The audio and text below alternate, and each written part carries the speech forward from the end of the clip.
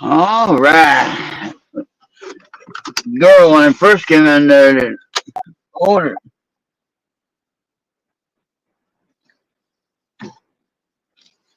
What? What?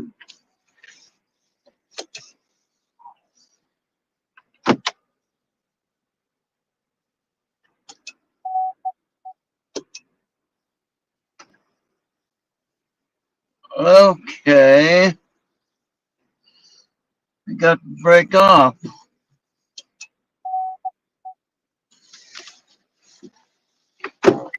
Okay, how do I change break now?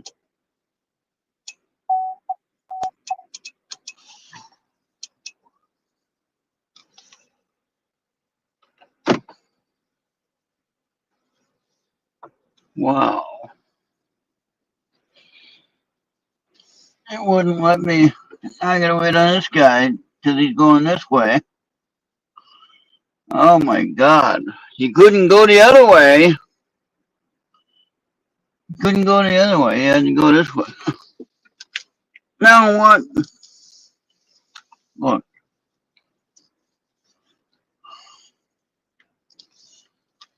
Ah,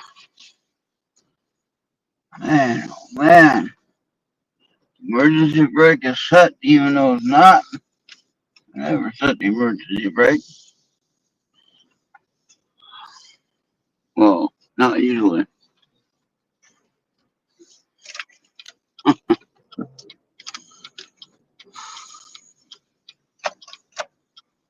All right. Now let's go home and enjoy a nice pizza.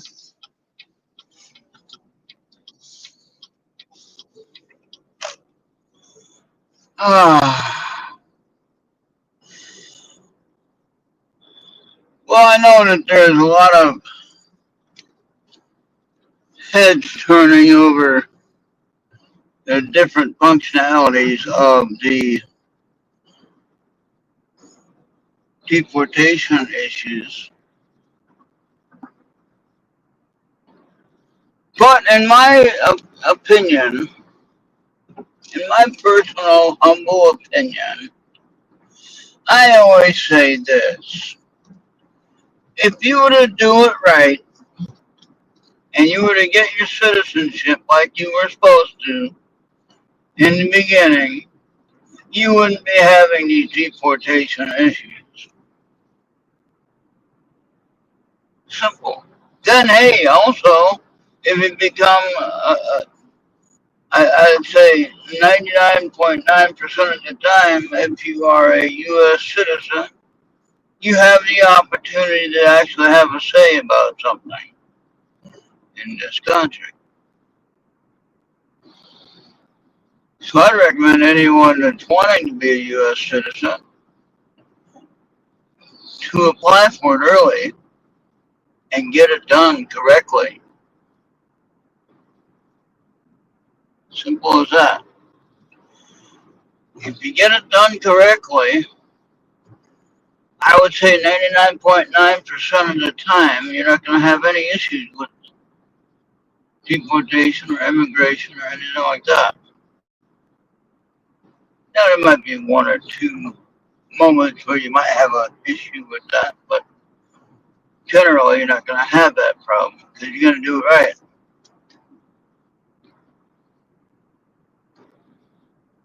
So I don't feel sorry for people that are getting separated from their families or having to leave when they've been here for how many years or whatever. I still say, well, why didn't you get your citizenship done if you love it so much?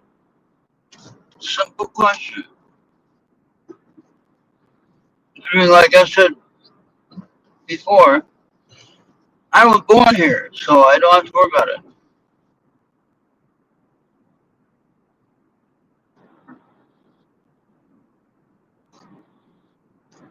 And I wasn't what you call, I think the term that I was trying to find the other conversation was an anchor baby, what you call an anchor baby.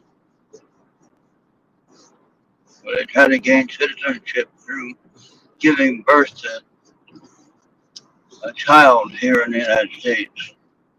You know, I was born here,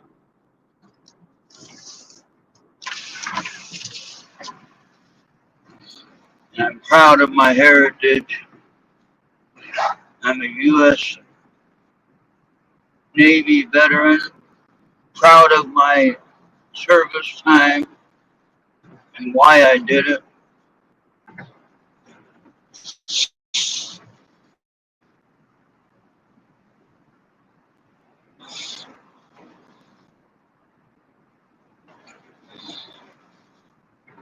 And I wouldn't do anything different. Some people say, oh, well, if you could go back and change the past, what would you do differently? The sad part about that whole questioning is that when you are the same person, you're going to have the same responses to the situations that you're involved with.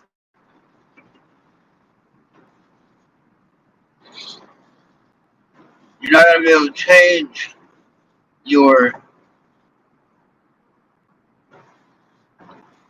ideology because you're in a different time zone or a different time frame of life. You're going to be the same person. You're going to react the same way, just about everything. You know, oh, if I could have known that, could have known that when that happened, I would have done it differently. You know, you see sometimes when you have that question on Facebook or on X, and they'll say, hey, if you were to talk to your 15-year-old self, what would you tell him?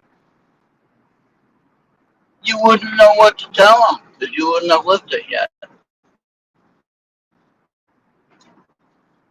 And you wouldn't be able to tell them that anyway by the rules of engagement. You cannot do that. That's an old movie. Remember the rules of engagement? Yeah, so anyway, we cannot interfere with the past according to Starfleet rules and regulations. We cannot interfere with anyone else's progression to their improvement of their life. It would interfere with the overall development of the universe.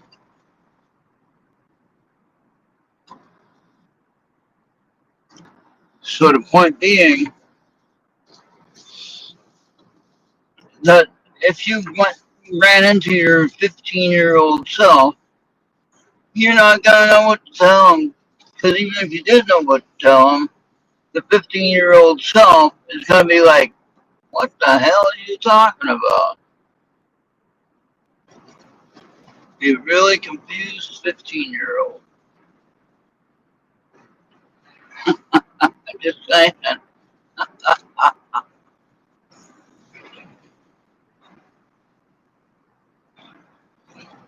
So let's see. I'll have the, like I said, I was mentioning earlier. I'll have the house paid off.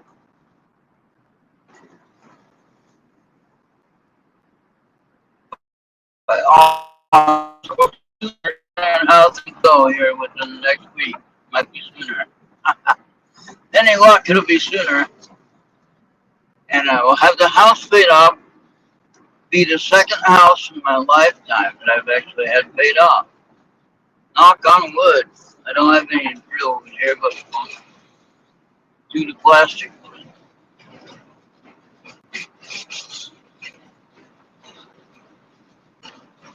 And I tell you what, I worked 64 years to get this done.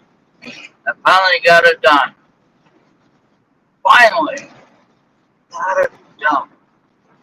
Oh, 2 months ago, got this month, actually 3 months.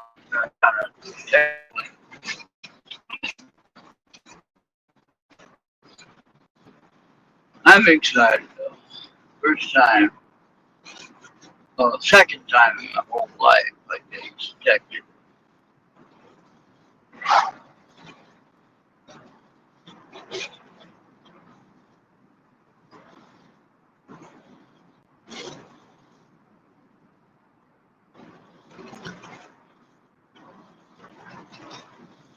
Those blades on that windmill are huge. I'm telling you what. One of those came off right now, flying across the road.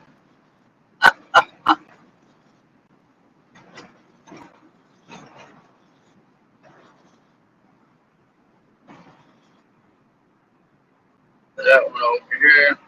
This one here.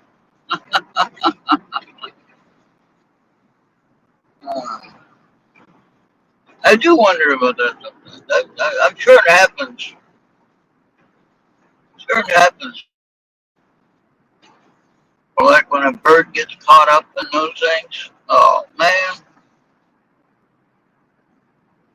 think they can land on it?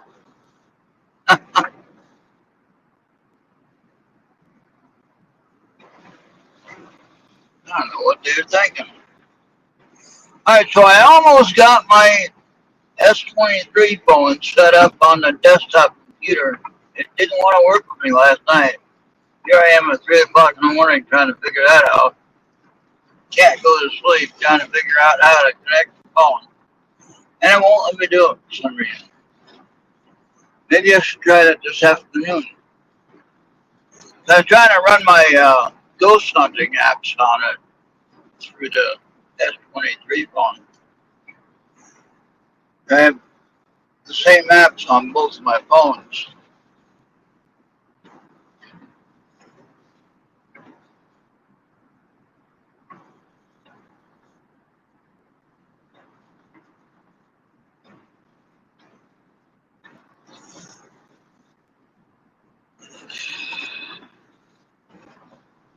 And it said I can connect two phones to it, so that's not a problem.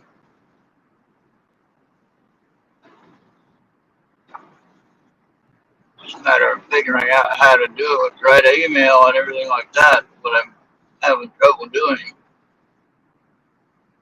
Maybe it was offline when I was trying to do it last at 3 o'clock in the morning. Service might have been offline or something. I should have been offline. I should have been asleep then. But no, I was too busy watching the Evil series.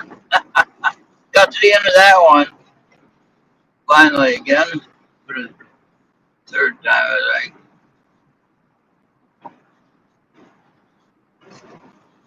You guys want a good series to watch? Tune into that one, Evil, Evil, Evil, CBS Productions. It's on Netflix right now. I think you find it other places, but I watch it on Netflix. And it's interesting.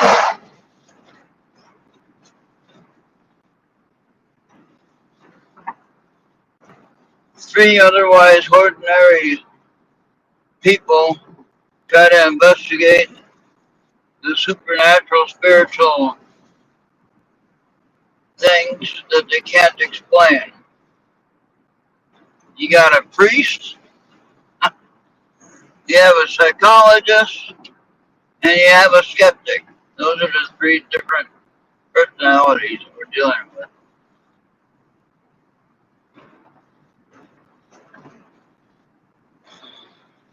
And yes, they go into some weird stuff, some weird thoughts and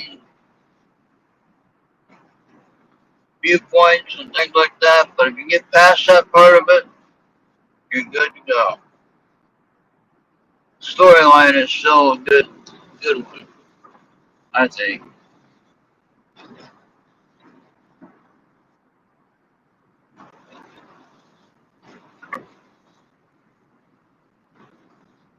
At least they get the sign right on that one, the number.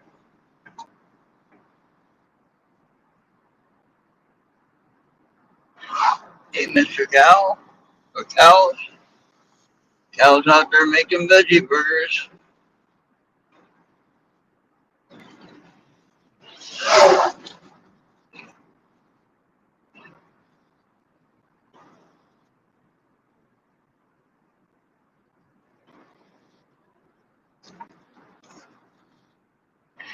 All right, now. Oh boy,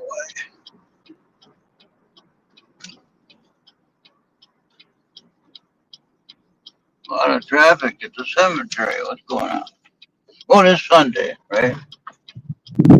That would make sense. people go and visit the graves on Sunday. Yeah, I didn't think about that one.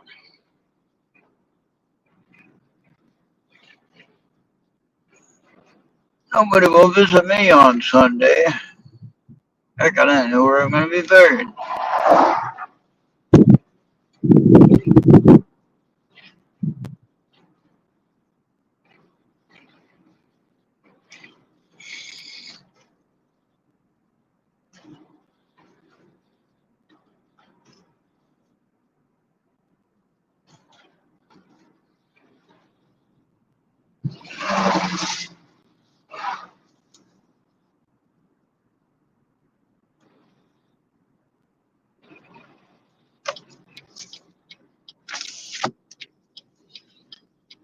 Now, the other question I had was a riding mower or a self-propelled walk behind.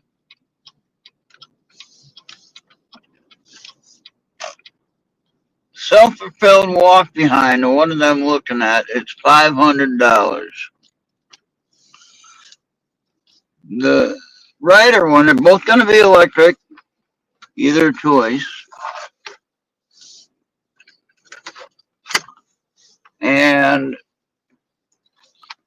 I like the rider one because of my health issues with walking. But I like the walk behind one because of the cost of it.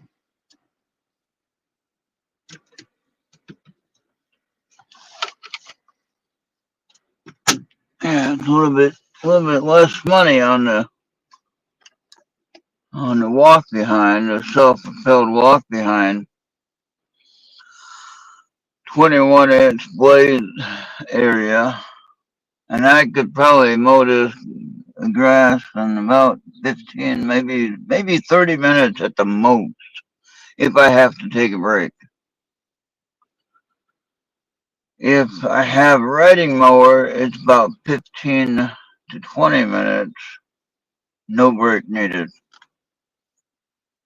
And both of them, like I said, would be battery powered, so you just charge up the battery at the end of the cut and you're good to go. So then I wouldn't have to pay anybody to mow the grass. Alright, see my point? But that all depends on if I can handle this, physically handle it without causing any issues with my heart or anything else. Alright, so anyway, think about that one, what your opinions might be on that one. And but anyway, we're out of here for now. We'll see you on the next one. Thank you for watching.